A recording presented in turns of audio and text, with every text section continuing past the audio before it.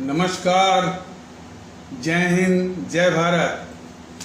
भारतीय अवाम ताकत दल अपने भारतीय भाई बहनों अर्थात अपने देश भारत की जनता अर्थात अपनी भारतीय अवाम से भारतीयता आधारित आपसी श्रद्धा, भारतीयता आधारित आपसी स्नेह, भारतीयता आधारित आपसी प्रेम, भारतीयता आधारित आपसी अखलाक मोहब्बत, भारतीयता आधारित आपसी सहयोग, भारतीयता आधारित आपसी सम्मान, भारतीयता आधारित आपसी एकता, भारतीयता आधारित आपसी भाईचारा तथा भारतीयता आधारित आपसी सद्भाव को समझने व उसे आत्मसात करके वैसा ही और उसी अनुसार आचरण एवं व्यवहार करने हेतु और इसके समस्त भारत में प्रचार प्रसार करने हेतु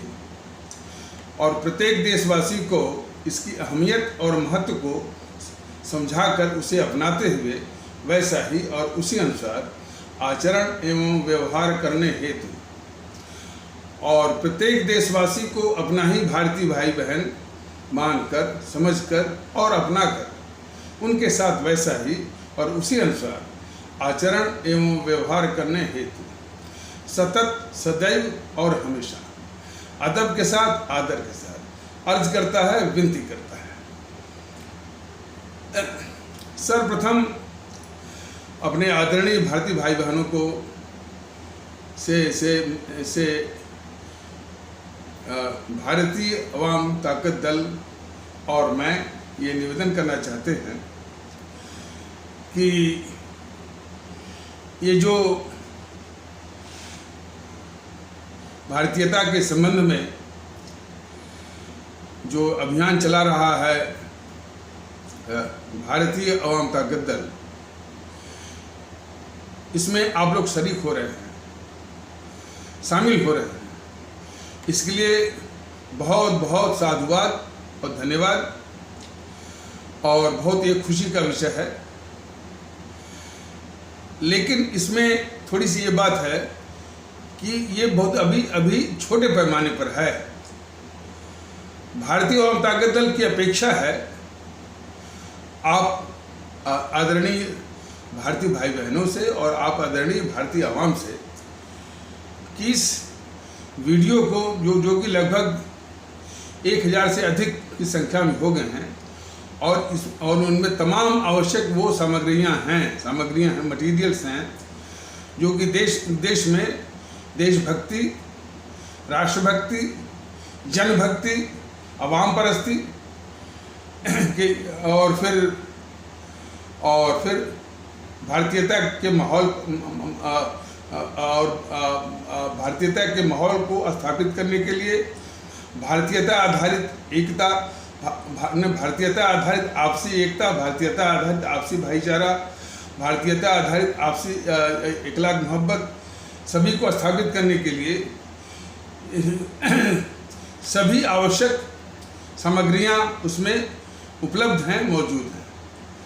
तो इसको आप लोग बढ़ा भी रहे हैं, ऐसा भी नहीं कि नहीं बढ़ा रहे हैं। भारतीय अवाम ताकत दल का ये कहना है कि इसको अधिक से अधिक बढ़ाइए। ये समझिए कि काम कितना बड़ा है।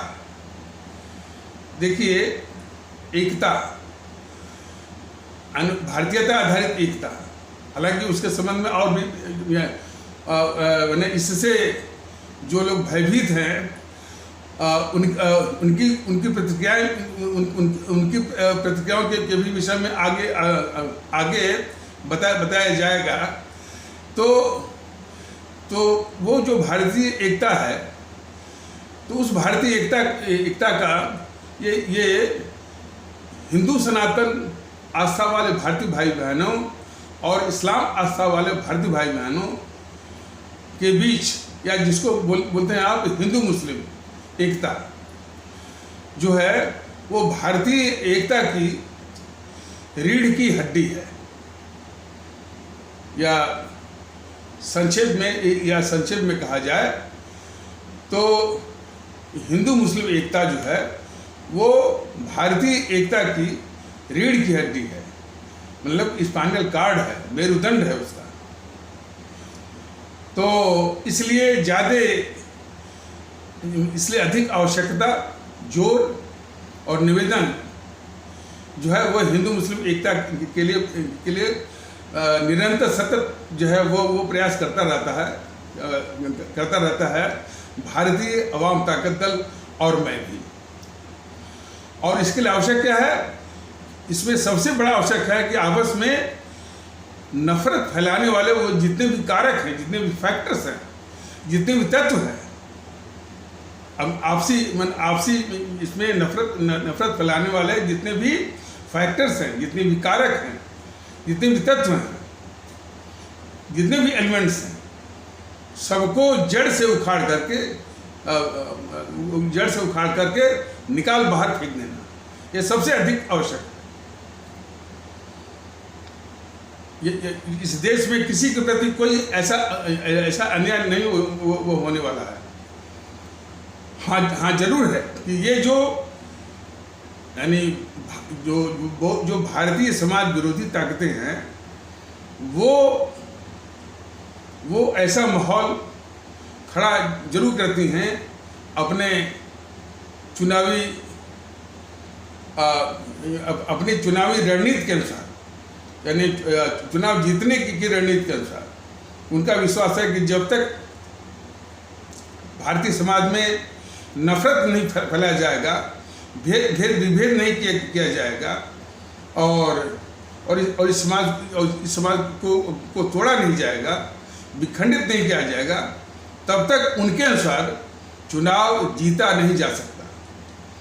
तो वो जो है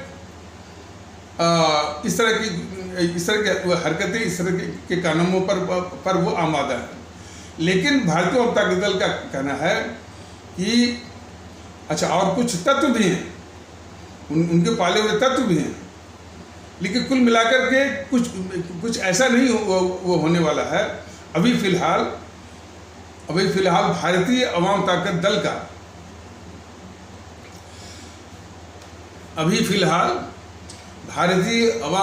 दल का अपने आदरणीय भारतीय भाई बहनों या अपने आदरणीय भारतीय अवाम से बस यही नम्र निवेदन है कि जो भी नफरत फैला रहा है, जो भी तत्व है, उसको उस पर पूरी नज़र रखिए और जो भी हो सके उसके हरकतों को, उसके कारनामों को, उनकी कारगुजारियों को नष्ट में नाबूद करने की सोचिए और ठानिए। उदाहरण के लिए अब आपके सामने ही है एक जो है पुष्पेंद्र कुलश्रेष्ठ। तो पुष्पेंद्र कुलश्रेष्ठ की कारगुजारियों को नष्ट में नाबूद करने के लिए हमारे हिंदू सनातन आस्था वाले भारतीय भाई बहन ही कारगर होंगे। दूसरी आस्था वाले भारतीय भाई बहन शायद उतने कारगर नहीं हो सकते हैं।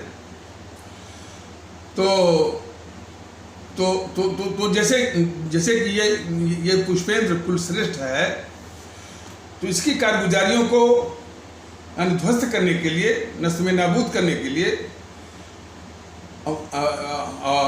हमारे हिंदू सनातन आस्था वाले भारतीय भाई बहन इसकी सभाओं में जाना शून्य करिए। इसको काले झंडे दिखाइए, इसको आईना दिखाना बहुत जरूरी है। जो इसके दिमाग में घुसा हुआ है कि लोग इसकी बातों को पसंद करते हैं, उसके इस भ्रम को तोड़ना बहुत जरूरी है। और भी स्वस्थ तरीके और भी स्वस्थ और कारगर तरीके हो सकते हैं। तो हमको या हमारे भारतीय अवाम ताकत दल के पदाधिकारी के पास आप बात कर सकते हैं, लिख भी सकते हैं। तो उनका नंबर भी तो मालूम ही है। हमारे राष्ट्रीय संगठन मंत्री हैं श्री तारिक अहमद, तो वो उनसे लोग बात भी करते हैं। तो वो सुझाव भी दे सकते हैं कि भाई कि ऐसी ताकतों को को नस्ल नाबूद करने के लिए और इससे भी अधिक कारगर तरीके क्या हो सकते हैं, तो उनसे चर्चा कर सकते हैं, डिस्कस कर सकते हैं। लेकिन अभी फ़िलहाल जो जहन में बात आ रही है कि उसको काले झंडे दिखाइए, उसको वापस करिए और उसकी सभाओं को शून्य करिए, उसमें ज़रा भी शरीक मत होइए, शामिल मत होइए। तो पुष्पेंद्र कुलश्रेष्ठ अकेला नहीं है, असदुद्दीन ओवैसी भी उसी प्रकार जहर फैलाता है, और उसका छोटा भाई वो अकबरुद्दीन ओवैसी, इसकी भी सभाओं को शून्य करना होगा, इसको भी काले झंडे दिखाना होगा और इसके भी मंसूबों को पस्त करना होगा। इस जिम्मेदारी के लिए हमारे इस्लाम आस्था वाले भारतीय भाई बहन वो ज़्यादा कारगर साबित होंगे, तो ये जिम्मेदारी यानी वो उठा ले। इसी प्रकार जो है वामन मिश्रम है, वामन मिश्रम है जो जहर उगलता है, तो उसकी कारगुजारियों को ध्वस्त करने के लिए, नस्ल में नाबूद करने के लिए, और उसको भी उसकी सभाओं में को शून्य करिए, उसको आईना दिखाइए, उसको काले झंडे दिखाइए। इस प्रकार के इस तरह के जो तत्व जो हमारे समाज में जो नफरत फैलाते हैं एक दूसरे के प्रति, हमारे भारतीय सामाजिक ताने बाने को तोड़ते हैं, उनकी कारगुजारियों को बिल्कुल शून्य करना होगा, नस्ल में नाबूद करना होगा, धूल चटाना होगा, तभी कुछ अच्छी बात बन सकती है। अब रही बात कि ये जो प्रयास है भारतीय अवाम ताकत दल का कि पूरे देश में भारतीयता लाई जाए, पूरे देश में भारतीयता का माहौल लाया जाए और भारतीयता आधारित ही आपसी इखलाक मोहब्बत, आपसी भाईचारा, आपसी एकता, आपसी सद्भाव, सभी कुछ भारतीयता आधारित स्थापित होने की परम आवश्यकता है। अब इसके विषय में वो तत्व जो कि समाज में विखंडन करते चले आ रहे हैं, उनकी प्रतिक्रियाओं के नमूने के अनुसार जरा इनकी मानसिकता और इनके दृष्टिकोण को ठीक से पहचानने की आवश्यकता है, ठीक से पढ़ने की आवश्यकता है। 4 साल से ये अभियान चल रहा है। हमारे तमाम भारतीय भाई बहन और देश के कोने कोने से और हर तबके से इसमें शरीक हो रहे हैं, ये भी खुशी की बात है। बस उसमें भारतीय जनता दल का ये कहना है कि इस वीडियो को अधिक से अधिक बढ़ाइए और साथ में इसकी चर्चा को भी आगे बढ़ाइए। चर्चा से मतलब है कि जब भी कोई गोष्ठी होती हो, कोई मीटिंग होती हो, कोई चौपाल होता हो, इस प्रकार से तो इसी की ही जो है वो चर्चा अब चलाइए कि देश में भारतीयता आधारित एकता होने की परम आवश्यकता है। तरह तरह से जो भी आपके तौर तरीके हैं, तब जाकर के ये देखिए ये बीमारी और ये गंदगी या गंध बहुत दिनों की है और इन भारतीय समाज विरोधियों ने या भारत विरोधियों ने परत दर परत इस गंदगी को हमारे आपके दिमाग में बैठाया हुआ है, तो उसको निकालने की आवश्यकता है। तो आज 4 साल से ये अभियान चल रहा है। इसके पहले मैं नौकरी में था, नौकर था, विचार तो थे और ये हम पर एक आरोप लग सकता है कि भाई कि इसके पहले कहाँ थे, वो पहले क्यों नहीं आए। पहले हमको आना चाहिए था, लेकिन नौकरी छोड़ करके देखिए जो इस राजनीति तो है नहीं, मैंने जो भी इनकी नीति चल रही है, इस नीति को देश सेवा के लिए नहीं आते हैं, धंधेबाजी के लिए आते हैं। तो ये धंधेबाजी करना होता तो कोई भी नौकरी छोड़ करके कोई इसमें आ सकता है, और लोग आए भी हैं। IAS की नौकरी छोड़ के इसमें आए हैं क्योंकि उनको धंधा इसमें दिखा। लेकिन यदि आपको देश सेवा के लिहाज से आपको आना है, कोई धंधा वो दिमाग में नहीं है, तो आपके सिर पर जो व्यक्तिगत जिम्मेदारियां हैं उनको निभाने के बाद ही आप इसमें आ सकते हैं। इसलिए मान लीजिए कि नौकरी यदि छूट जाती है, नौकरी छोड़ा जाता है, तो जिस परिवार की हमारी व्यक्तिगत जिम्मेदारी है उसको निभाना भी मुश्किल हो जाएगा। यह हमारे सभी भारतीय भाई बहन अच्छी तरह से जानते हैं। तब जबकि ये इस क्षेत्र में इस नियत से, इस उद्देश्य से आया जाए कि भाई इसमें कोई धंधा नहीं करना है, जो कुछ भी करना है अपनी आवाम के लिए, अपने देश के लिए, अपने मुल्क के लिए। और यदि धंधेबाजी करना है तब तो नौकरी छोड़िए, इसमें आ जाइए। और तमाम लोग आए हैं इसमें। तो कुल मिलाकर ये मतलब कि एक मस्तिष्क में बात आई और मैंने ये बता दिया। लेकिन जो ही मौका, अच्छा, और 4 साल के पहले ही जब से मैं सेवानिवृत्त हुआ हूँ, उसके 2 साल पहले से ही जो मैं राष्ट्रभक्ति और भारतीय एकता को लेकर के हमने कई जगह मैंने भाषण दिए, लोगों को समझाया, और समझाते मैं वहाँ पहुँच गया, हैदराबाद। इसी बात नहीं। तो ये हमारे मन में जो ललक है, और ललक अपने आप नहीं आई है। मतलब कि जब हमने वो स्वामी विवेकानंद की किताबें मैंने पढ़ी।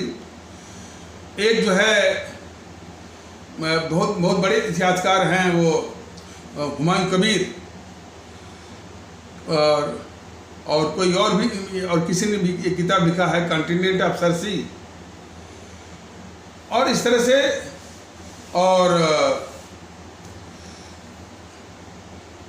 तो यानी स्वामी जो है, यानी स्वामी विवेकानंद की किताबें मैंने पढ़ी, अम्बेडकर साहब की किताबें मैंने पढ़ी, सरदार वल्लभ भाई पटेल की भी किताब पढ़ी मैंने। और ख़ास करके जो हमको इस क्षेत्र में जिसने प्रेरित किया, हमने जो है हमारे परम आदरणीय राष्ट्र महानायक, राष्ट्रभक्त सर्वोपरि नेताजी सुभाष चंद्र बोस, शहीद आजम भगत सिंह, अमर शहीद चंद्रशेखर आज़ाद, अमर शहीद अशफाकुल्ला, अमर शहीद खुदीराम बोस इत्यादि की जीवनी जब मैं पढ़ा, उसने हमको बहुत ताकत दी। उसने प्रेरणा दिया कि सिर्फ पढ़ करके ही चुप मत बैठो।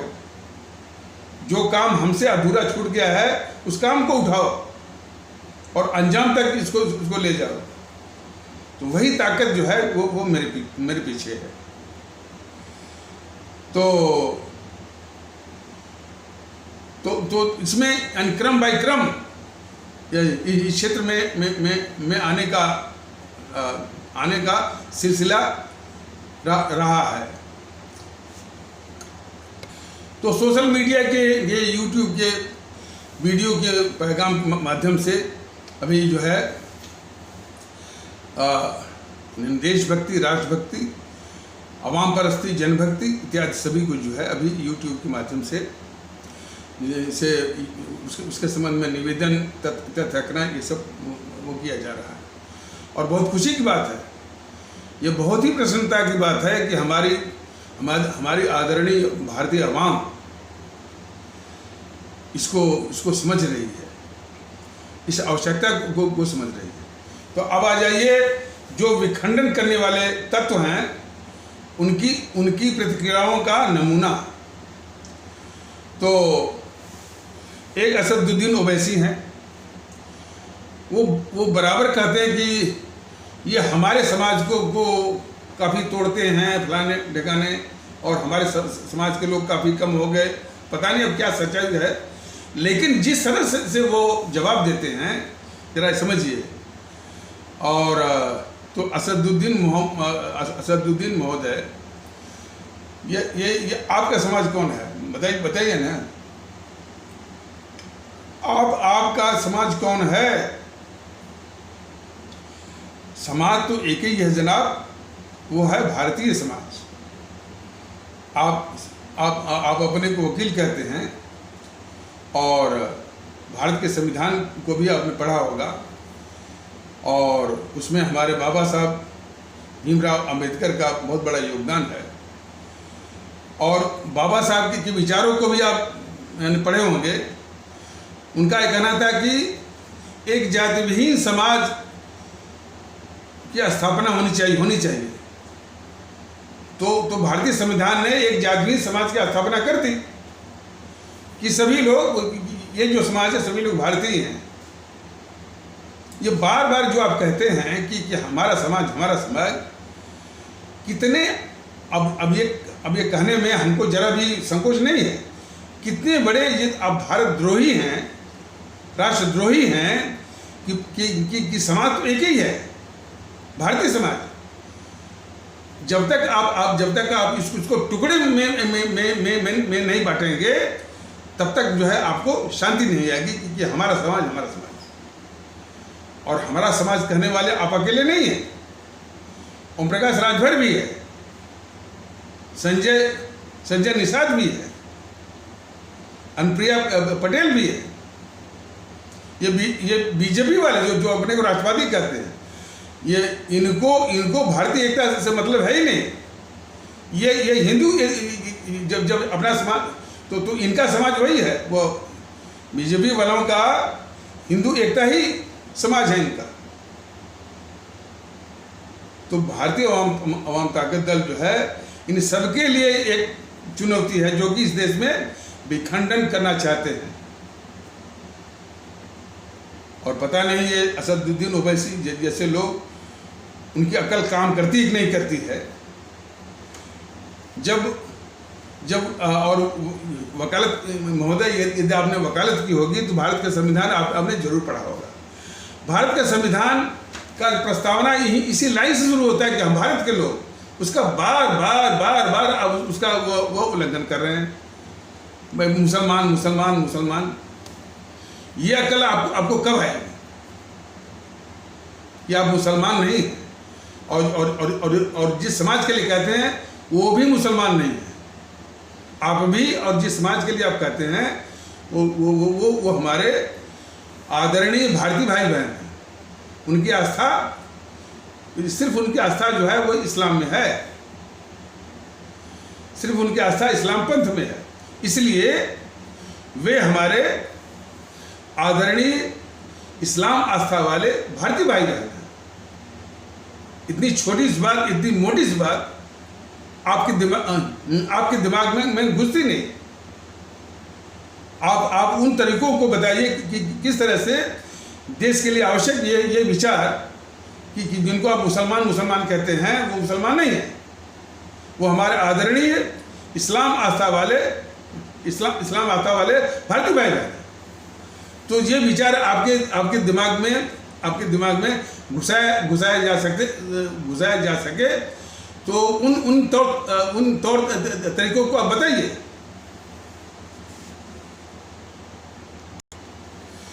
दूसरे पत्रकार हैं, अच्छा, और भी जो राजनीतिक, जिनको आप राजनीतिक दल कहते हैं, वो वास्तव में भारतीय समाज विरोधी और भारत विरोधी ताकतें हैं, जो कि राजनीतिक दलों के विषय में। ये सच्चाई है।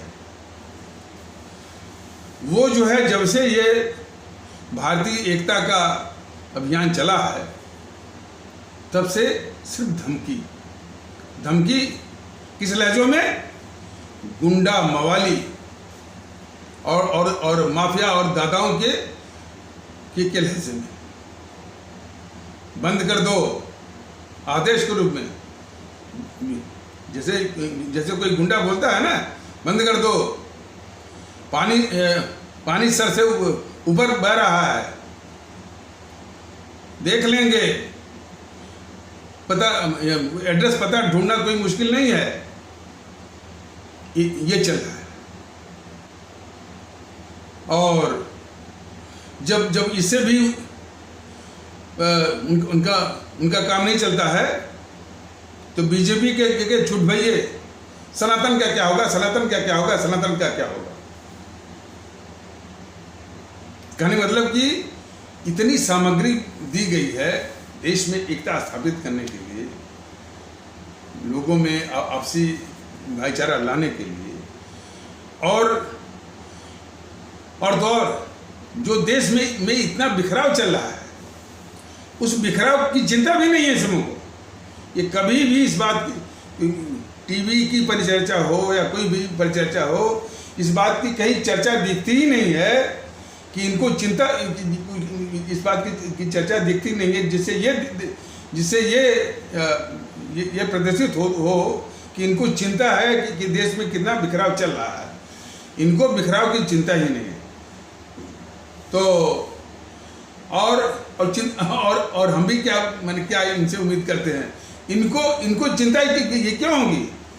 उस बिखराव पर ही तो इनकी राजनीति है। जितना अधिक बिखराव, उतना अधिक इनके चुनावी फायदे। तो किस कदर ये भारतीय समाज के शत्रु हैं, और धमकी, वो भी गुंडा, मवाली, माफिया और दादाओं के लहजे में। ये इनका तरीका है। और अब ये तो रहा राजनीतिक दलों का। दूसरा, पत्रकारों का। ये पत्रकार समूह जो है, इन्हीं राजनीतिक खेमों के अलग जो है वो उनके सिपह सालार हैं, अंधभक्त हैं। वो किस तरह से प्रतिक्रिया करते हैं, उनके प्रतिक्रिया के नमूनों से ही आप समझ जाइए कि किस मानसिकता के बने हुए हैं।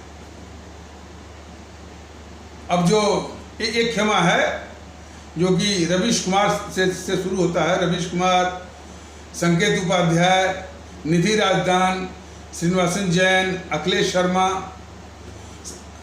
और फिर इसके बाद संदीप चौधरी, मानक गुप्त, अभिसार शर्मा, और वो पुण्य प्रसून वाजपेयी, बरखा दत्त, शेखर गुप्त, प्रभु चावला, राहुल कंवल, आरफा खानम, राणा अयूब, सहला रशीद, अजीत अंजुम, उर्मिलेश। इसके बाद है ये आशुतोष, मुकेश कुमार, अमरीश कुमार, आलोक जोशी, अशोक वानखेड़े, शरद प्रधान, एनके सिंह, शीतल पी सिंह, वो कई है इसमें। करीब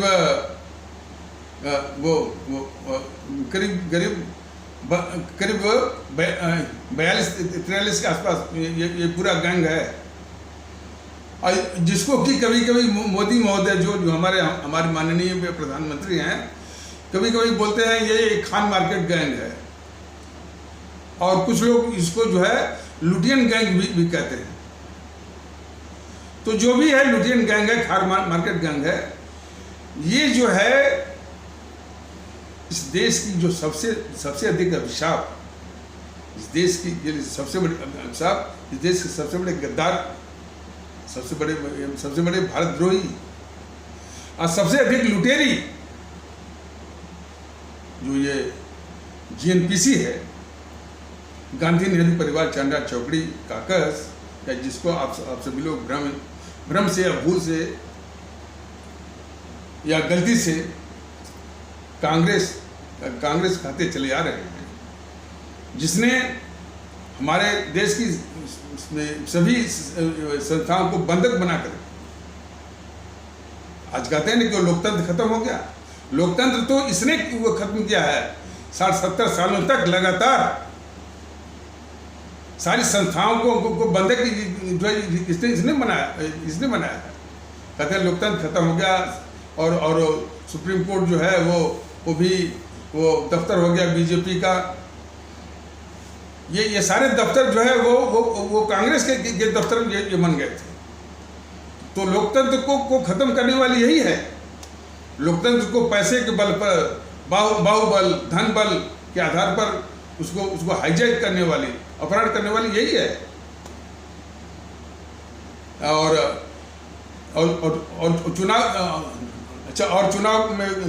चुनाव को धांधली के बल पर जीत लेना, इसकी परंपरा है। यानी इलेक्शन जो है वो रिगिंग। और एक बार तो इंदिरा गांधी ने कैसे इलेक्शन को रिग किया था, प्रधानमंत्री बनने के बाद भी इलाहाबाद हाईकोर्ट ने इसको आईना दिखाया। ये सब उदाहरण हैं।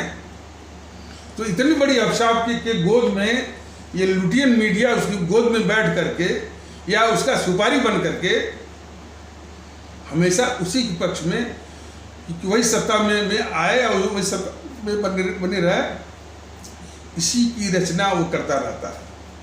इसी का जो है ऑर्केस्ट्रेशन वो करता रहता है। इसी की साजिश वो करता रहता है। इसी जेएनपीसी और कुछ कम्युनिस्टों के गोद में बैठ करके इसी तरह बैठ करके जो है गोद में बैठ करके और उसी की सुपारी लेकर के। तो वो आज कह रहा है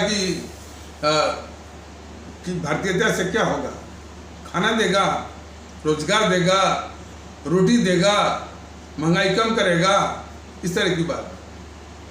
तो एक तरह तो उनका जो है ये प्रतिक्रिया आती है।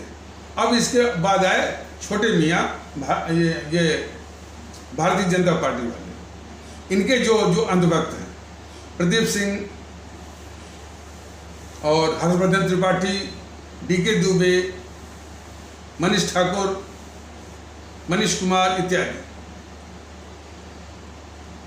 तो मनीष कुमार का तो नहीं सुना गया, लेकिन हर्षवर्धन त्रिपाठी का और इनका प्रदीप सिंह का और कुछ पत्रकार जो है ये अमित देवगन वगैरह का सुना गया है। तो सबसे पहले तो इन पत्रकारों को आईना दिखाने की आवश्यकता है कि आपकी वही मानसिकता है, आपकी वही मानसिकता है कि आप भारत तेरे टुकड़े होंगे और भारत की बर्बादी तक जंग जारी रहेगी, इसका खुला नारा लगाने वाले घोर गद्दार कन्हैया से आप जो टॉक शो चलवाते हैं। ये आपकी मानसिकता है और इस स्तर तक आप गिर गए हैं कि जो कहता है कि भारत तेरे टुकड़े होंगे, भारत की बर्बादी तक जंग जारी रहेगी, उससे आप जो है टॉक शो चलवाते हैं। तो आप खुद बताइए कि कितने घोर गद्दार जो है आप लोग हैं। और यही नहीं, आगे भी कहते हैं कि साहब यदि किसी ने कह ही दिया कि भारत तेरे टुकड़े होंगे तो इसमें नाराज होने वाली बात कौन सी है? टुकड़ा तो कुछ टुकड़ा जैसा तो कुछ हुआ नहीं। तो उनको आईना दिखाने के लिए भारतीय आवाम ताकत दल को और मुझे ऐसे उदाहरण का सहारा लेना पड़ा जो कि मर्यादा के खिलाफ था।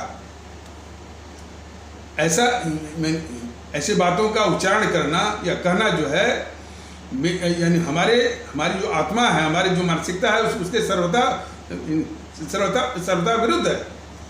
लेकिन उनको आईना दिखाने के लिए इसके अलावा कोई चारा नहीं था, कोई विकल्प नहीं था जिसकी कि वो पात्रता रखते हैं। कहना पड़ा कि आपने तो बड़े आसानी से कह दिया कि भारत का कोई टुकड़ा तो हुआ नहीं, तो इसमें नाराज होने वाली बात कौन सी है। तो उनको आईना दिखाना पड़ा कि महोदय, मान लीजिए कोई सिरफिरा व्यक्ति आपकी माँ और बहन की गाली को देने लगे,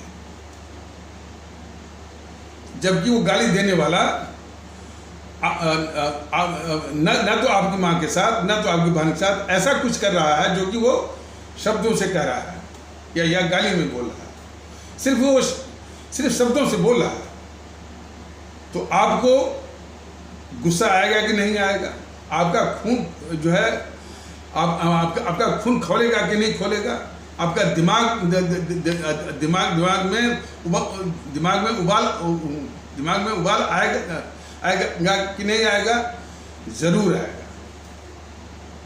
यहाँ तक ये पत्रकार महोदय समझ जाइए, यहाँ तक आपकी मानसिकता का आईना आपको दिखाना पड़ता है। वो कर रहे यानी वो टिप्पणी कर रहे हैं ये भारतीयता पर। अपनी मानसिकता को पहचानिए। और जब ये कई बार ये कहा, यही नहीं, वो इन्हीं पत्रकारों के द्वारा जो है जो वो घोर गद्दार कन्हैया कुमार है, उसके द्वारा जो है राष्ट्रवाद पर टॉकशो वो चलवाते हैं। तो किस कदर ये देश के दुश्मन हैं, इनकी मानसिकता जो है, आज वो टिप्पणी करने वो निकल पड़े हैं भारतीयता पर। और हाँ, एक बात छूट गई थी, तो राजनीतिक दलों में खास करके जीएनपीसी, गांधी नेहरू परिवार चांदार चौकड़ी काकस वाले, और कभी कभी ये बीजेपी वाले, सिर्फ और सबसे अधिक जो है ये जीएनपीसी वाले गुंडों, मवालियों और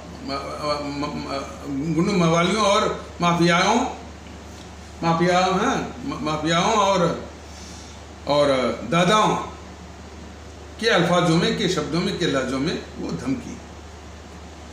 और यही देख लेंगे, आपका एड्रेस ढूंढ लेंगे, और एड्रेस ढूंढना कोई मुश्किल नहीं है। पानी सर से बहुत ऊपर उठ चुका है। इस जीएनपीसी को शर्म नहीं आती है, कितनी बेशर्म है कि किस कदर इसने झूठ फैलाया। इसको शर्म नहीं आती कि हमारे परम आदरणीय राष्ट्र महानायक, राष्ट्रभक्त शिरोमणि नेताजी सुभाष चंद्र बोस, शहीद आजम भगत सिंह, अमर शहीद चंद्रशेखर आजाद, अमर शहीद अशफाकुल्ला इत्यादि अमर शहीद राष्ट्रभक्त और क्रांतिकारी वीरों को इन सबों ने दबा के रखा। और ये जो गद्दार हैं, मोहनदास करमचंद गांधी और गद्दार जवाहरलाल नेहरू को इसका माहौल बनाया है पूरे देश में। इस जीएनपीसी को शर्म नहीं आती। आज उसी विषय में जब ये तथ्य सामने लाया जा रहा है, तब ये धमकी दे रहे हैं। तो महोदय, धमकी की तो कोई परवाह है नहीं, धमकी कोई परवाह नहीं है। और दूसरी चीज है, ये धमकी अपने पास रखी है और ये रुकेगा नहीं। आपको अच्छी तरह से भारतीय अवाम ताकत जब तक बेनकाम नहीं कर लेगा, उसके रुकने का कोई सवाल नहीं है। बहुत अच्छी तरीके से आपको और अधिक वो बेनकाम करना है। इस देश के सबसे बड़े गद्दार हो, राहुल सबसे बड़ा गद्दार है, ये बात बताई गई है। लेकिन इसको रोकने वाली जो गद्दार किस्म की बीजेपी है, वो रोक रही है। बीजेपी की भी गद्दारी इसमें आ रही है, जो कि जीएनपीसी की गद्दारी को और जो है और राहुल गांधी की गद्दारी को बीच में बाधा बन करके उसको गद्दार के रूप में न देखा जाए, न समझा जाए और न परखा जाए और न जाना जाए, इसकी साजिश कर रही है बीजेपी और ये मोदी जी। लेकिन आप ज़्यादा बेचैन मत होइए, जनता जागरूक होकर हो रही है और जनता ये जान कर रहेगी कि जीएनपीसी जो है सबसे बड़ी गद्दार भी है और उसको बचाने वाली बीजेपी भी उतनी ही गद्दार है। तो बीजेपी के नेता और जीएनपीसी के नेता कहते हैं जब हम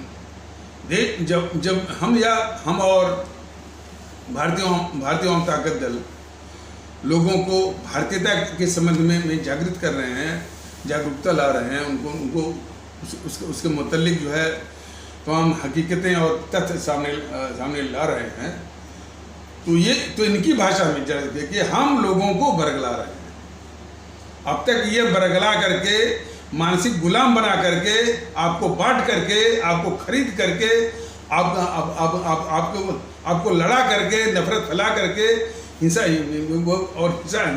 हिंसा और जो है सांप्रदायिक हिंसा का शिकार बना करके जो वोट छीनते रहे हैं, तो वो बरगलाना नहीं था।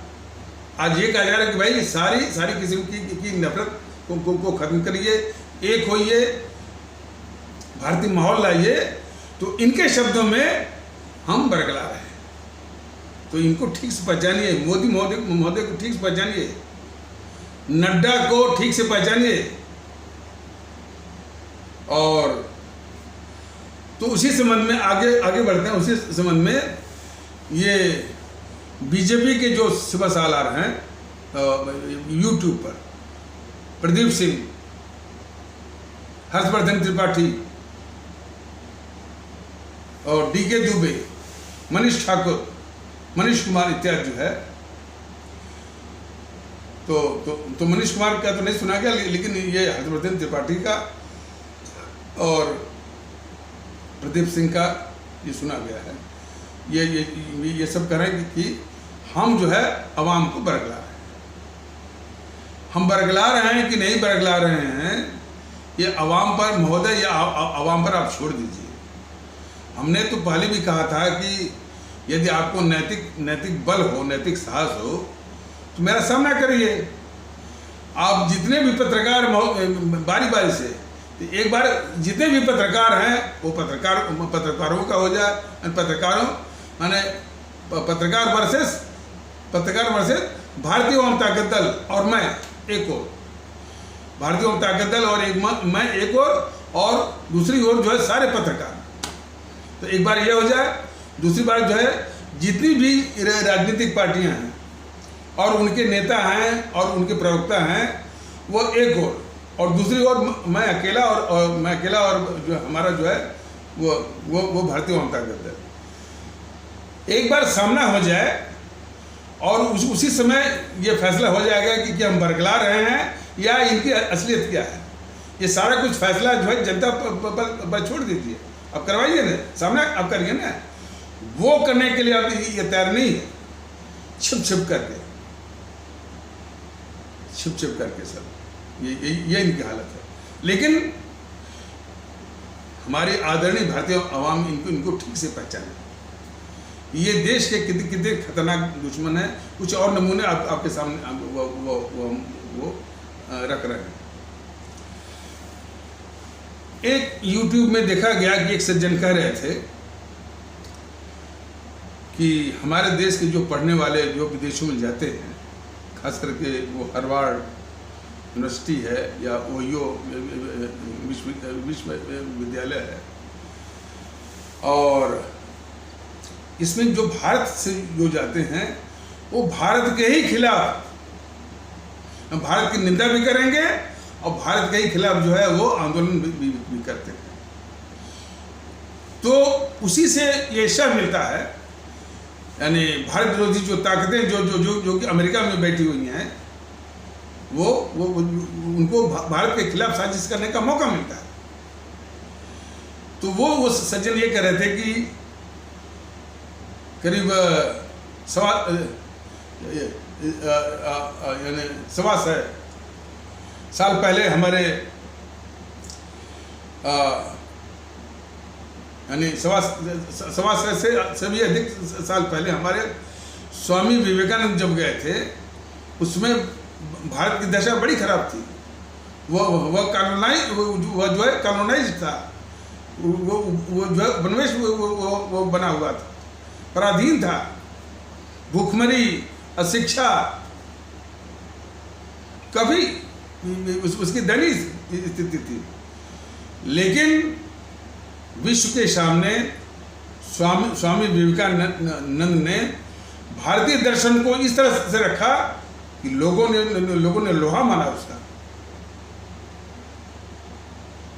उन्होंने कोई इस पर नहीं रोए कि हमारे यहाँ इतना जातिवाद है, इतना संप्रदायवाद है, इतनी अशिक्षा है, इतना जो है वो स्टार्वेशन है, भूखमरी है, ये सब नहीं बोले।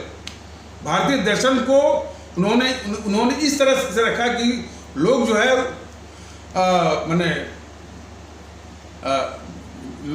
लोग जो है उसके आगे नतमस्तक हुए, लोहा माने। लेकिन वही स्वामी विवेकानंद जब अपने घर भारत में आए तो उन्होंने हिंदू धर्म को और धर्मों को इतनी लताड़ लगाई कि वो जातिवाद पर, संप्रदायवाद पर और भी भूखमरी पर पूरा जो है लताड़ने में कोई कसर नहीं छोड़ी।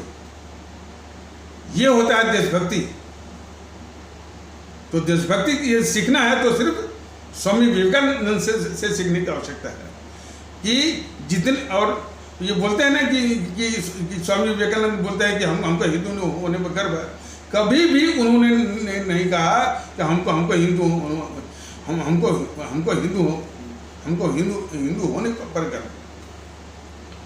स्वामी विवेकानंद ने कभी भी ये नहीं कहा है कि हमको हिंदू होने पर गर्व है। ये बात भारतीय वामता दल ने कई बार बताई है कि उन्होंने ये कहा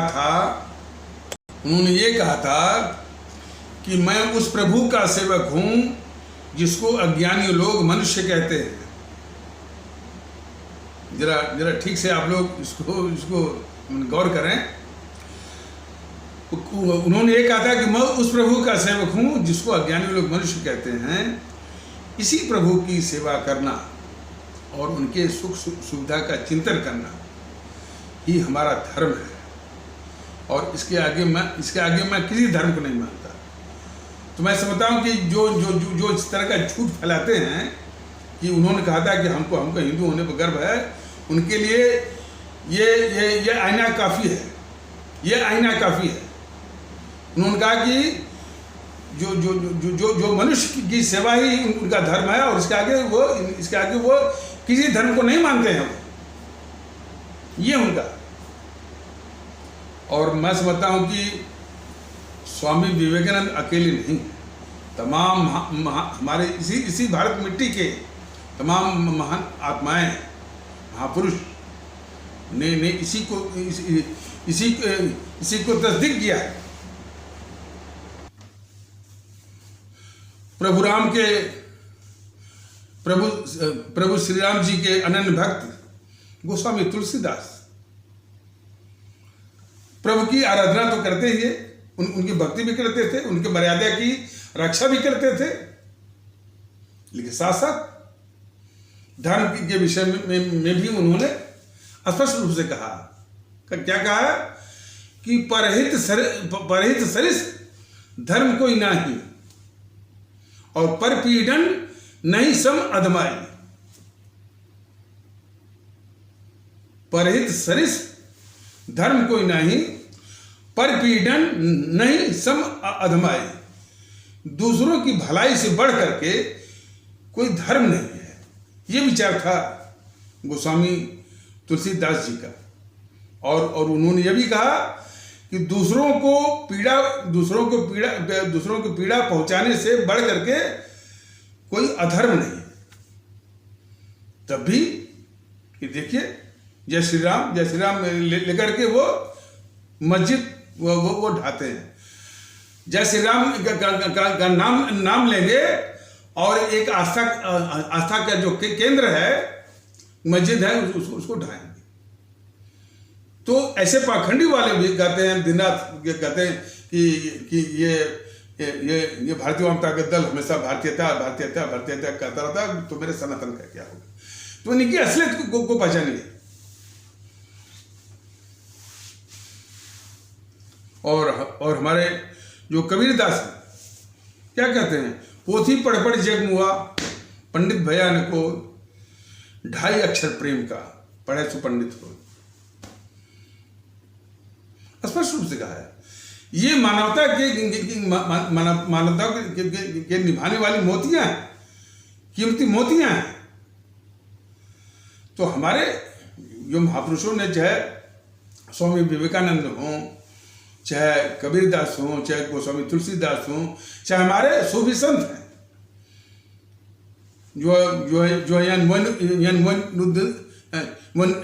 ख्वाजा मोइनुद्दीन चिश्ती, जिनकी मजार है अजमेर में, और निजामुद्दीन औलिया जो हमारे सूफी संत थे, जिनकी मजार है ये दिल्ली में, वो निजामुद्दीन, उन्होंने भी इंसान की खिदमत ही सबसे बड़ा मजहब है, ये बोल के गए हैं। ये कट्टरपंथी भले बोले कि मेरे कुरान में ये लिखा, छोड़ो कुरान को भैया छोड़ो। जो हमारे ये सूफी संत सिखा के गए हैं, इंसान की खिदमत बस।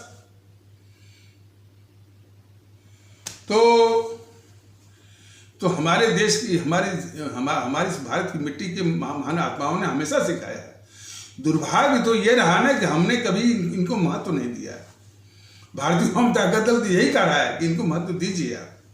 आज महत्व देने की बात आ रही है तो किस तरह से ये आलोचना कर रहे हैं, इनके आलोचना के तौर तरीकों से ही इनको पहचानिए कि कितने खतरनाक दुश्मन हैं हमारे भारतीय समाज के और हमारे मुल्क भारत राष्ट्र के।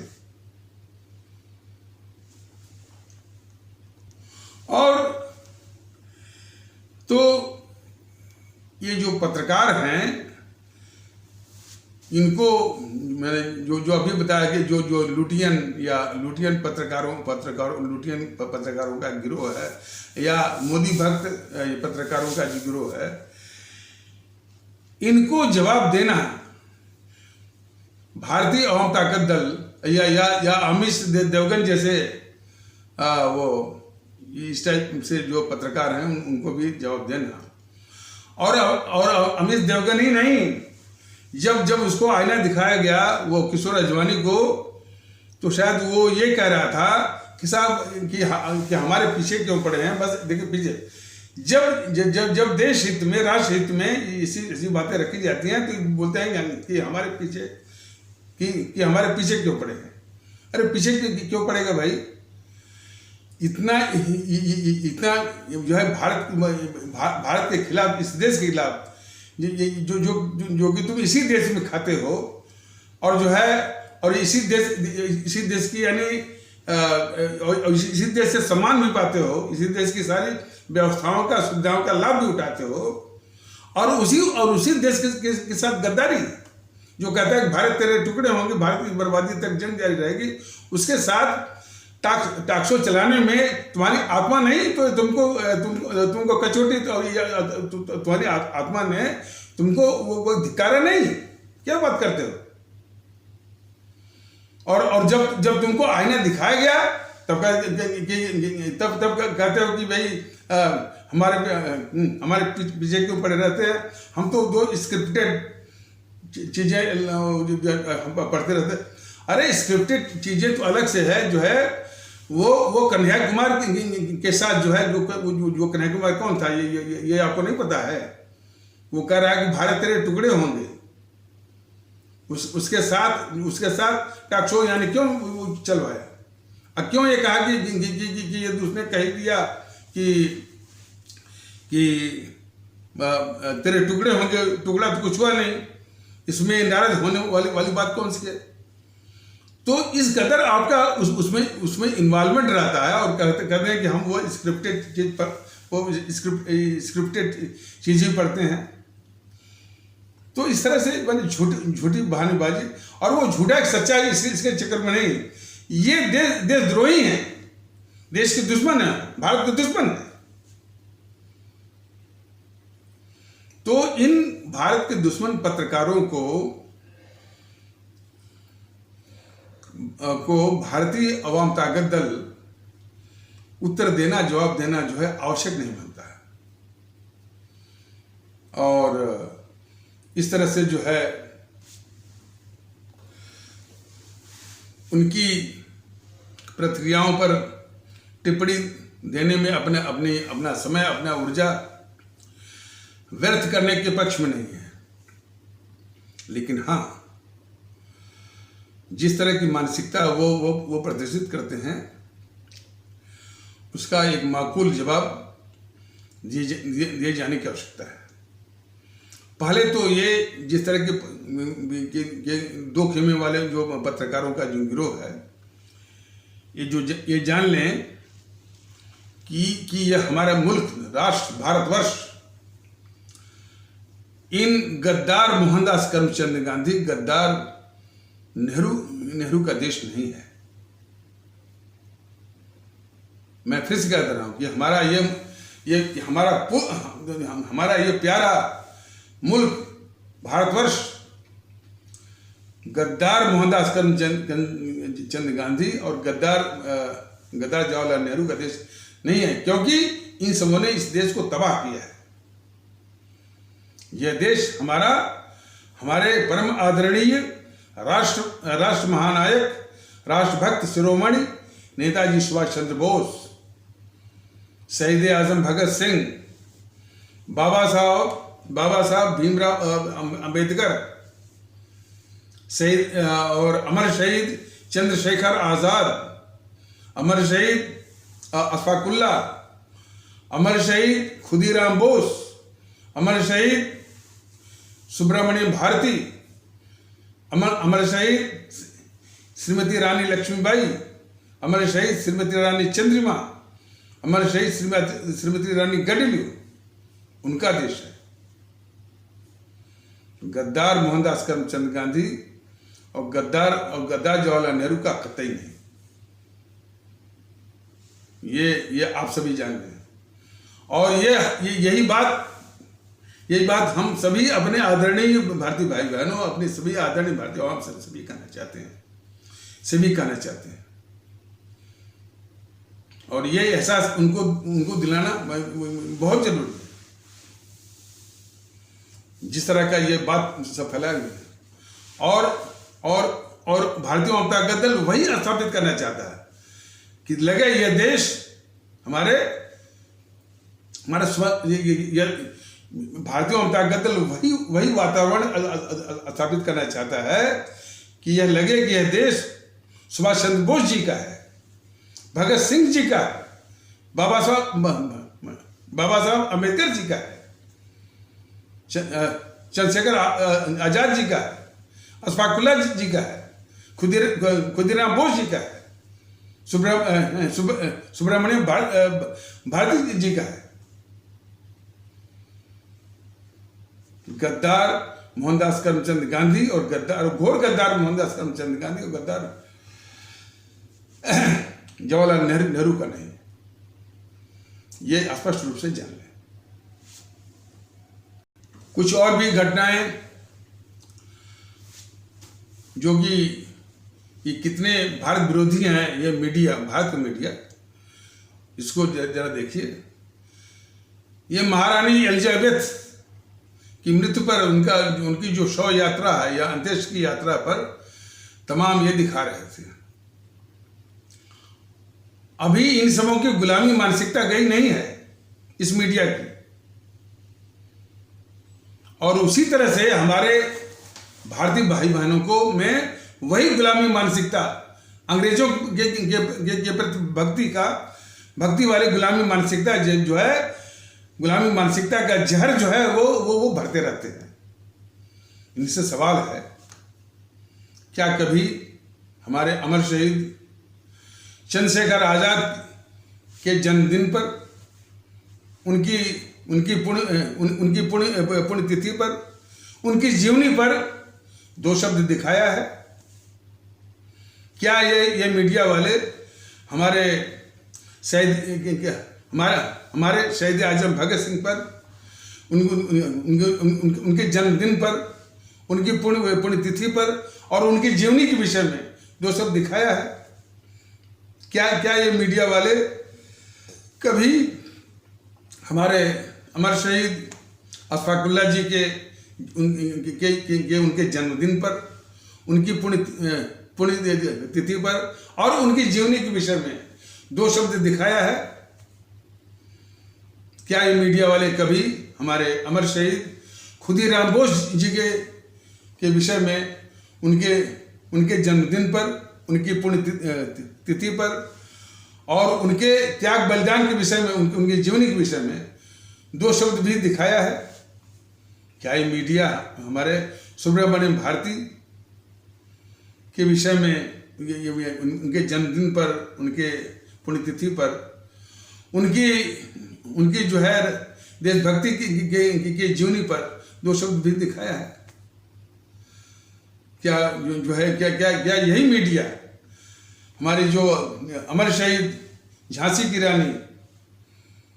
रानी लक्ष्मीबाई पर 2 शब्द दिखाया है? नहीं दिखाया। हमारी अमर शहीद श्रीमती रानी चंद्रिमा जो कि कर्नाटक से थी, उस पर यानी 2 शब्द उनके जन्मदिन पर और उनकी यानी पुण्यतिथि पर, उनकी जीवनी के विषय में 2 शब्द भी कहा है?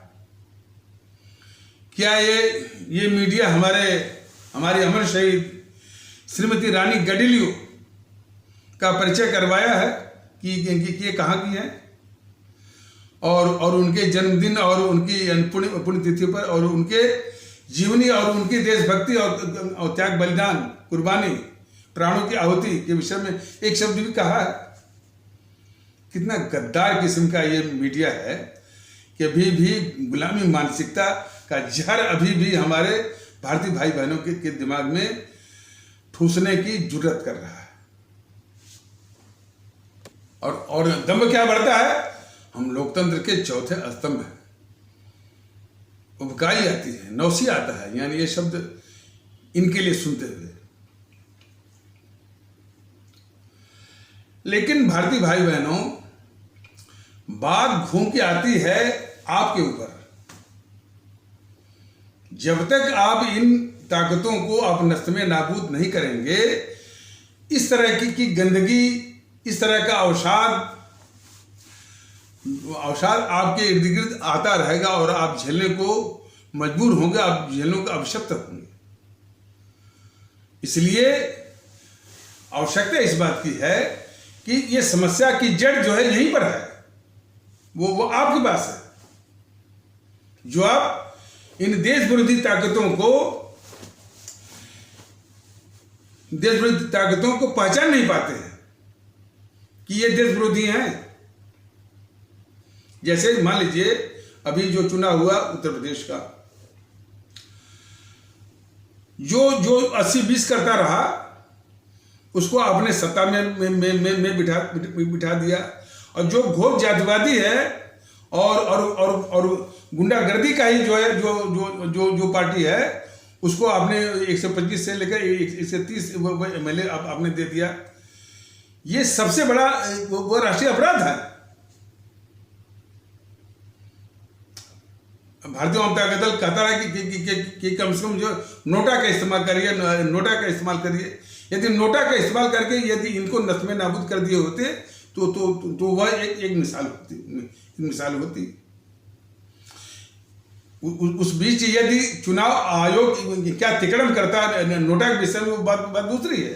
चुनाव आयोग हुआ, सुप्रीम कोर्ट हुआ, जो करते तो देखा जाता।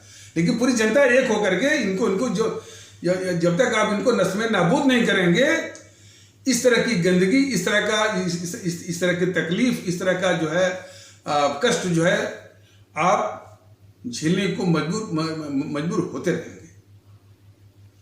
तो इसीलिए वास्तव में और आपके जो आपके जो कष्ट हैं, आपकी जो तकलीफ़ें हैं, और जो उसके लिए भारतीय अवाम ताकत दल बहुत चिंतित है। और ये स्पष्ट ये बता चुका है कि उस समस्या की जड़ यहीं पर है आपके पास। और उसमें जो एक दुख और आश्चर्य की बात यह है कि अभी हमारी अधिकांश अवाम में, अधिकांश जो भारतीय भाई बहनों में इस एहसास की बहुत बड़ी कमी है कि ये गलती हमसे हो रही है। जब तक गलती का एहसास नहीं होगा, गलती का कबूलनामा नहीं होगा, तब तक उसका निदान कैसे होगा? जब तक उसकी सही डायग्नोसिस नहीं होगी। तो हमसे गलती हो रही है कि हम देश विरोधी ताकतों को जो चुन के भेज रहे हैं। कुछ लोगों, कुछ ऐसे भी मिल जाते हैं कि साहब यदि हम इनको न चुने तो हम क्या करें? हम तो इनमें से जो सभी, उनकी भाषा जरा सुनिए। वो कहते हैं कि साहब ये सभी चोरों में जो हमको कम चोर दिखाई देता है उसी को हम चुनते हैं। ये कहना छोड़ दीजिए। चोरों को कोई चुनने की कोई मजबूरी नहीं है। नोटा है ना, नोटा दबाइए। नोटा को इस चुनाव आयोग ने और सुप्रीम कोर्ट ने कितना निष्क्रिय किया हुआ है ये पता है हमको। लेकिन फिर भी एक बार देश को मालूम तो हो जाए कि जनता इनको नहीं चाहती है, और जब नहीं चाहती है इस विचार को चुनाव आयोग, सुप्रीम कोर्ट कितना उसको निष्फल बनाए हुए है और तमाशा वो बनाए हुए। यह भी उसी समय देश के सामने आ जाएगा।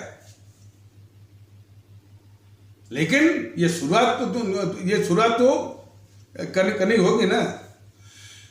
असल बात है कि बीमारी जो है बहुत हद तक वो जा चुकी है। नोटा के विषय में मैंने बताया था कि नोटा में जो है ये सुप्रीम कोर्ट का एक बार फैसला है। साथ श्री बोबडे जी जो जब के मुख्य न्यायाधीश थे, तो उसमें यह था कि यदि 60% से भी अधिक नोटा में जाता है तब भी नोटा को महत्व नहीं मिलेगा। बाकी में जो सबसे माने 40% में जो वोट जो है तो बढ़ गया है, उसमें जो मेजॉरिटी पाया होगा वही जो है सफल कैंडिडेट जीता हुआ या विनिंग कैंडिडेट माना जाएगा।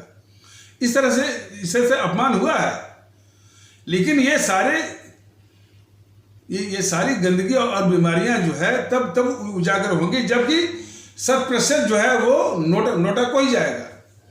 तब इनका जो है चुनाव आयोग का तिकड़म और जो सुप्रीम कोर्ट का तिकड़म वो जो है वो खुल के इनके सामने आ जाएगा।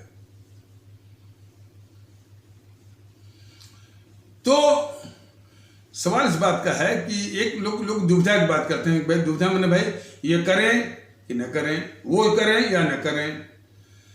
यहां तो त्रिविधा की बात है। अमोघ अस्त्र आपके पास है और सबसे दुखी आप हैं। आप कहते हैं कि ये मेरी नियत में है, ये मेरे भाग्य में है, ये हम इसके लिए इसको जो है और हमको झेलना ही है। हम तो जो है वो हम तो प्रजा हैं, हमको झेलना है। वो तो राजा हैं, उनको हर सुविधा के अधिकारी हैं। ये मानसिकता है। अरे भाई ये कहावत थी पुराने वो जमाने में कि यथा राजा तथा प्रजा, माने जैसा राजा हुआ करता था वैसे ही प्रजा होती थी। लेकिन आज वो चीज बदल गया है, यथा प्रजा तथा राजा। तो खैर ये राजा और प्रजा का भी अवधारणा सही नहीं है। इसमें तो जो मालिक जो है वो प्रजा ही, मालिक तो जनता ही है। ये अपने किस तरह अपना सेवक चुनना है, इसी में वो सबसे बड़ी वो गलती कर रही है। किस तरह और होता क्या है कि वो सेवक जो है इस मालिक का मालिक वो बन जाता है, सबसे बड़ा मालिक। और वो तो बन ही जाएगा। समाज का जो सबसे तिकड़मी आदमी होगा, सबसे झूठ बोलने वाला होगा, जनता और जनता से बराबर झूठ बोल करके उसको बरगलाने वाला होगा, उसी को आप वोट करेंगे। तो ये गलती अच्छा, और वो ये गलती जो है, ऐसा नहीं कि आपने एक वोट उनको दे दिया या काफी लोगों ने मिलकर वोट दे दिया। यह एक राष्ट्रीय अपराध है, प्रश्न जो है राष्ट्र का है। तो चुनाव एक माध्यम मिला है, लेकिन वो माध्यम जो है बहुत ही सशक्त माध्यम है इन सारी देश विरोधी ताकतों को सबक ही नहीं, उनको उनके स्थान पर पहुंचाने के लिए।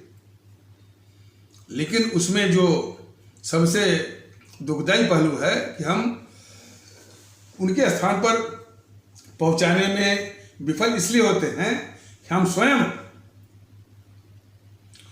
स्वयं जो है वो उन्हीं रोगों को, उन्हीं दोषों के और उन्हीं कमियों के शिकार होते हैं जिन दोषों और कमियों का वो शिकार बनाना चाहते हैं। जातिवाद से ऊपर जो है उठने में अभी यानी काफी मशक्कत लग रही है। तो मतलब कि जैसा कि उत्तर प्रदेश का जो चुनाव हुआ, जिसने 80-20 किया उसको सत्ता में बिठाया गया। जो घोर जातिवाद किया या एमवाई का समीकरण जो जिसने बनाया, उसको जो है 125 से 130 MLA मिले। तो ये एक बहुत गंभीर विषय है। और ये सिर्फ यूपी में ही नहीं है, बिहार में देख लीजिए।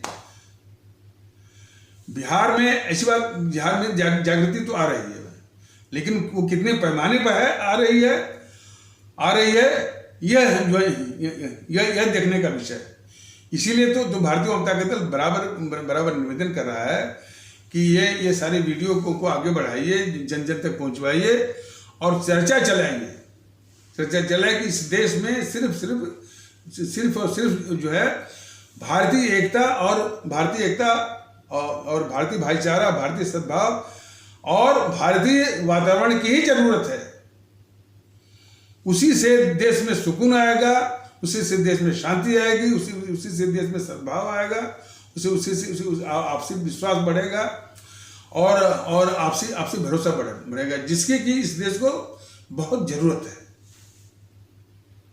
तो उसकी चर्चा आप चलाइए। जब भी कोई, यहाँ तक कि पान की दुकान पर भी, जहाँ आप लोग यहाँ चाय पीने की जगह पर भी चाय भी पीते हैं, तब भी व्यापक रूप से चर्चा आप चलाएंगे, तभी वो एक लहर का रूप धारण करेगी। और इसको लहर नहीं, सुनामी का रूप धारण करने की आवश्यकता है। ये कल फिर देखा गया कि किसी यूट्यूब पर ये गौरव भाटिया, वो प्रवक्ता है बीजेपी का, वो कह रहा है कि सुभाष चंद्र बोस को सम्मान दिया गया और उनकी जो है मूर्ति लगाई गई और इसका नाम बदला गया राजपथ से, वो राजपथ से बदल करके इसको बनाया गया कर्तव्य पथ। इस संबंध में पहले भी भारतीय जनता दल वो बता चुका है। ये घोर अपमान है हमारे परम आदरणीय राष्ट्र महानायक, राष्ट्रभक्त शिरोमणि नेताजी सुभाष चंद्र बोस का जो अपमान ये मोदी महोदय ने किया है। वो जगह कौन सी है? जॉर्ज पंचम, इंग्लैंड का राजा और हमारे देश का दुश्मन, हमारे देश के दुश्मन की जगह हमारे परम आदरणीय राष्ट्र महानायक, राष्ट्रभक्त शिरोमणि नेताजी सुभाष चंद्र बोस की प्रतिमा लगाना मोदी महोदय, बीजेपी वालों और गौरव भाटिया लोग जान लीजिए, सबसे बड़ा उनका अपमान है। और इसको आप बोलते हैं समान, ऐसे ही पाखंड करते हैं बीजेपी वाले, सिर्फ नाम भुनाते हैं, उनका नाम भुनाते हैं वो चुनावी फायदे के लिए, लेकिन उनका अपमान करते हुए। सरदार पटेल की मूर्ति बनाएंगे सैकड़ों मीटर ऊंची। सुभाष चंद्र बोस की मूर्ति बनाएंगे महज 28 फीट की। ये सम्मान दे रहे हैं,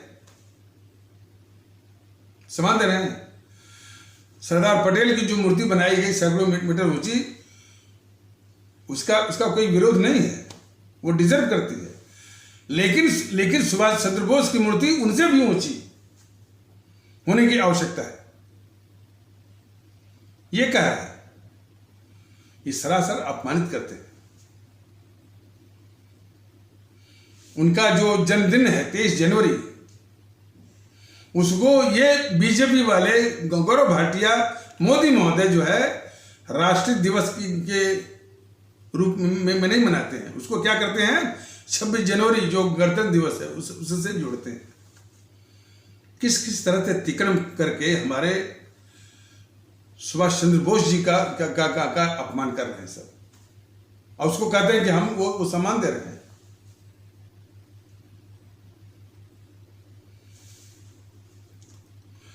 भारतीय जनता दल ने तो पहले भी बताया हुआ है, और अभी भी भारतीय नोटों पर जो उस गद्दार मोहनदास करमचंद गांधी की फोटो चल रही है, और इसी वाजपेयी ने गांधी के वो फोटो लगवाया। उसी से वाजपेयी के नजर में सुभाष चंद्र बोस की कोई पात्रता नहीं दिखी। वैसे भी वाजपेयी का जो चरित्र हमेशा रहा है, ये पक्का जो है ये जेएनपीसी वालों का रक्षक रहा है, उसको बचाता रहा है। ये उसका इतिहास और रिकॉर्ड रहा है। जब वो प्रधानमंत्री था 1998 से लेकर के 2004 तक, इसने राहुल गांधी जो ड्रग स्मगलिंग में बोस्टन शहर अमेरिका में जो पकड़ा गया था उसको बचाया था। ये वही वाजपेयी है। बोफोर्स बोफोर्स की जो लूट है, जो घोटाला है, जो भ्रष्टाचार है, उसका मास्टरमाइंड था कोत्रोची। वाजपेयी को और वाजपेयी की सरकार को मालूम था कि वह दक्षिण अमेरिका के अर्जेंटीना देश में है। तब भी ये अटल बिहारी वाजपेयी उस कोत्रोची को गिरफ्तार को पकड़वाता नहीं है, यानी वो अर्जेंटीना से पकड़ करके भारत लाता नहीं है। क्यों? सिर्फ राजीव गांधी को बचाने के लिए।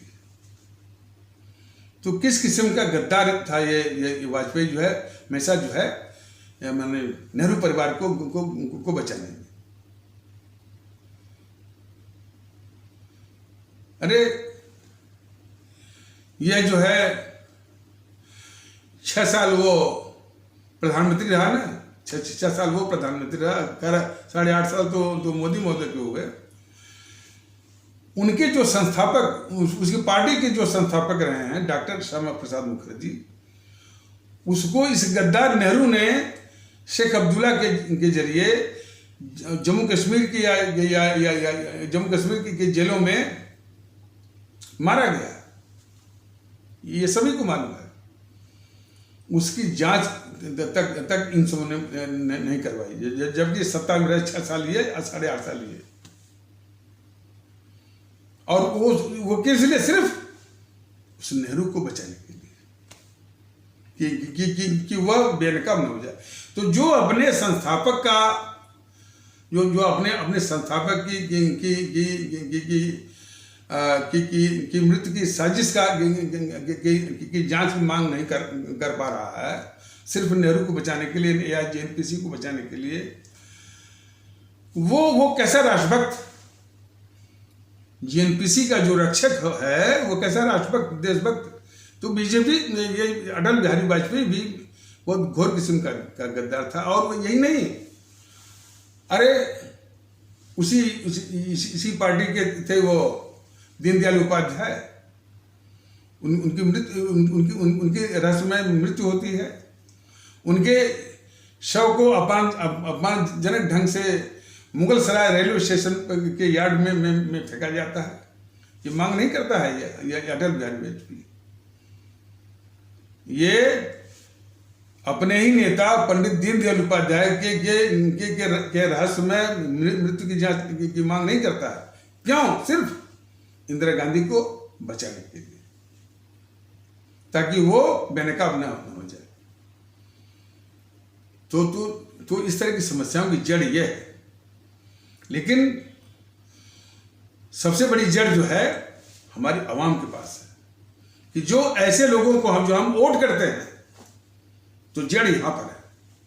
तो इसलिए भारतीय जनता दल बराबर निवेदन कर रहा है, इस जड़ को उखाड़ने के लिए भारतीयता के आधार पर एक हुई है। भारतीयता जो है बहुत बड़ा संबल है, बहुत बड़ा सहारा है। एक हुई है और इन सारी ताकतों को नष्ट में नाबूद करना, नष्ट में नाबूद करने, जड़ से उखाड़ने के लिए बिल्कुल कटिबद्ध होइए, प्रतिबद्ध होइए, सन्नद्ध होइए, ठानिए और करके दिखाइए ईवीएम मशीन पर। तो इन्हीं आवश्यक शब्दों के साथ इस आवश्यक पर चर्चा को इन पर विराम दिया जाता है। तब तक के लिए नमस्कार। जय हिंद, जय भारत।